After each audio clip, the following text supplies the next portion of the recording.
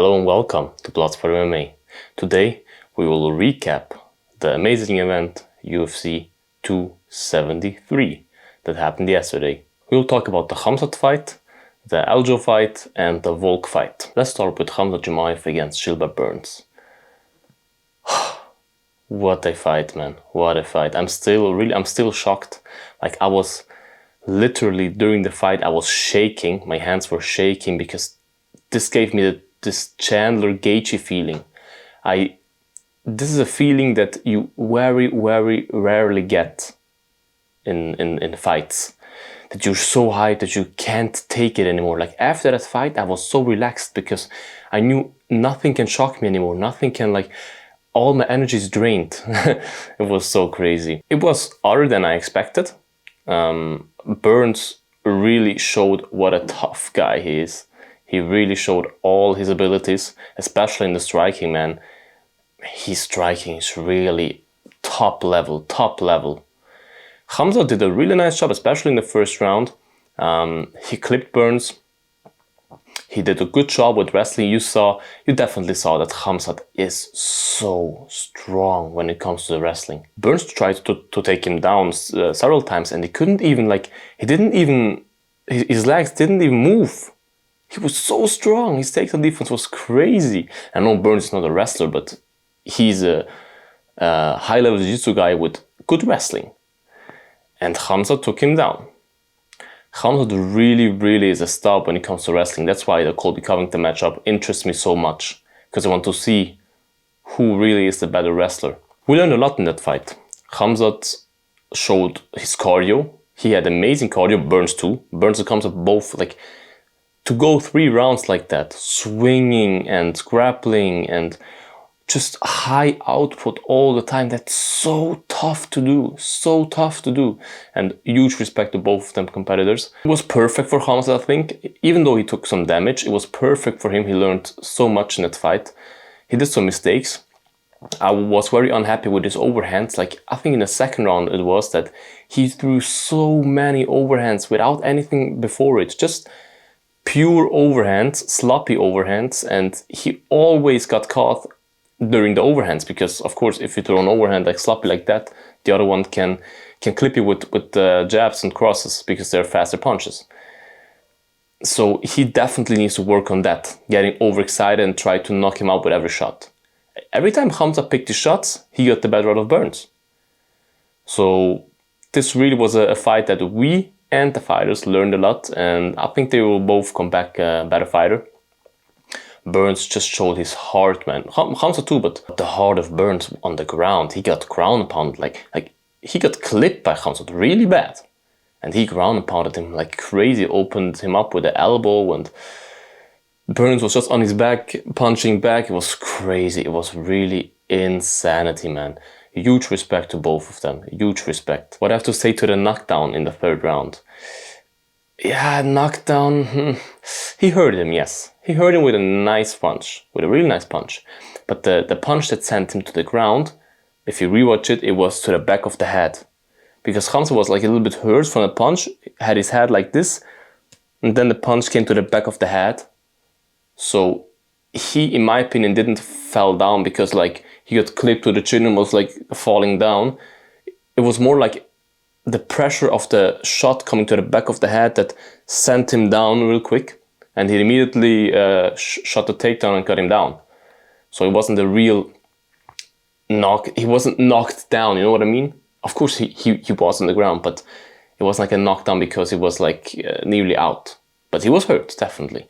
But he showed also his chin.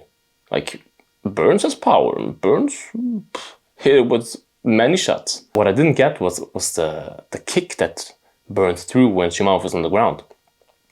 That's not a great show of sportsmanship, first of all. You don't do that. It's illegal because he was on the ground and he didn't kick like his body. He tried to kick his head and he barely missed. If he would have landed, he would get disqualified. And Chimaev probably would have his face rearranged, because if you take that soccer kick like that, that's nothing good, man. And you don't do that. You don't do, I understand that you're angry when you get punched in the face, but you have to be able to control your mind in there. Also what Chimaev did afterwards, you shouldn't do that. But that's nothing compared to, like, he just tried to slap him. That's nothing compared to try to kick your opponent into his head when he's down. I really didn't like that. So this fight was just overall excitement, man. I was so happy to see that, and I wish both fighters a very speedy recovery and can't wait to see them back in the octagon. Aljo versus Jan. That was a really nice fight, I would say. Some people didn't like the grappling stuff, but I loved it. It was interesting to see Aljo, man. The way he takes the back, that's intense, man. Rewatch how he, as soon as he was a split second on the ground, his hooks were in immediately and he switched it out of nowhere into a body lock. Beautiful work, beautiful work. He's really a stud on the ground and dangerous for everybody. And he showed what he said. He backed it up. He came in a different man, like the first time. So I really enjoyed the fight. I think you can give it to both of the gentlemen, because round number 1 is the one round that decides the fight. 2 and 3, clearly Sterling. 4 and 5, clearly on. So round 1, I think, in my opinion, you can give it to both. So I'm okay with the decision. I'm okay with it. I have to rewatch round 1, of course. We all should, to judge the fight perfectly. But I'm happy for Aljo that he got the dub. Still think that Jan deserves the rematch somewhere soon. I would like to see Sterling facing Dillashaw next for the title. I would like that, to just get some different looks. But I have to be honest, man, Jan deserves it. It was a very close split decision. Jan was a little bit too angry going into that fight. Like, he swung like crazy. He normally doesn't swing like this in the fights, but in this fight he did.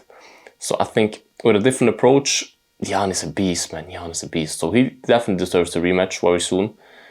We'll see how that plays out. I have to give huge props to Ray Longo, man. This guy did an amazing job in the corner of Sterling. Rewatch the coaching between rounds. The stuff he said to him, the mental help he gave him and stuff, it was crazy, really. I was fired up in my room. I was ready to go in there in my room. So he really did an amazing job as a coach. I think he has made 3 champions in his career.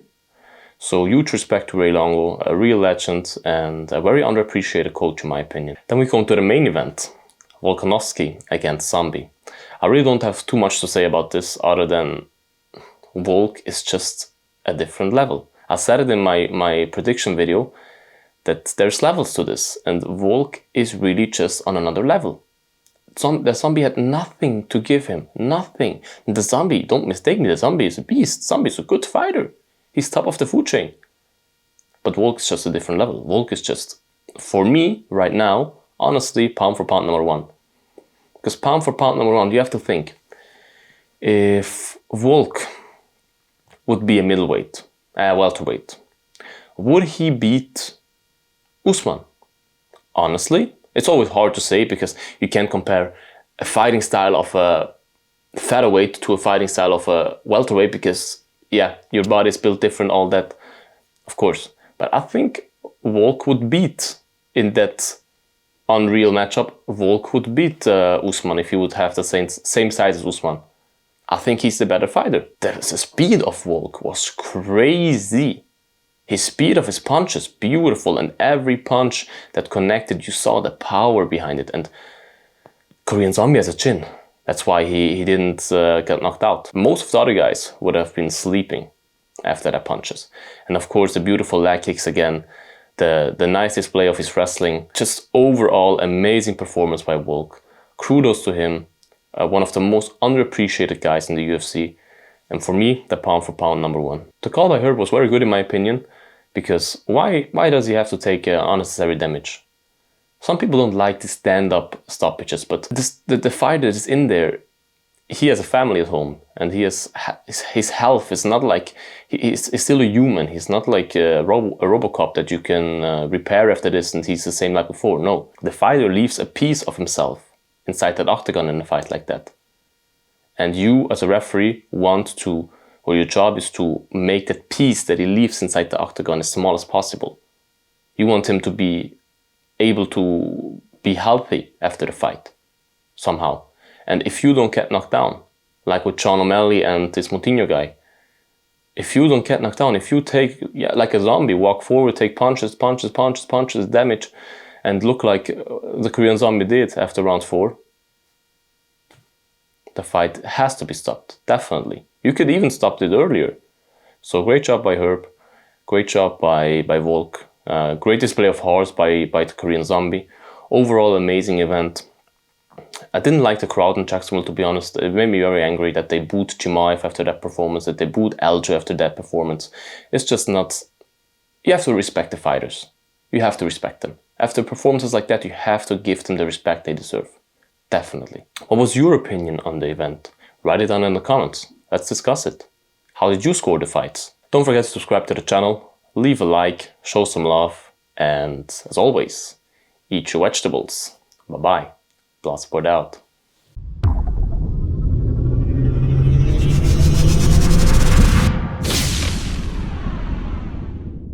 Eat your vegetables.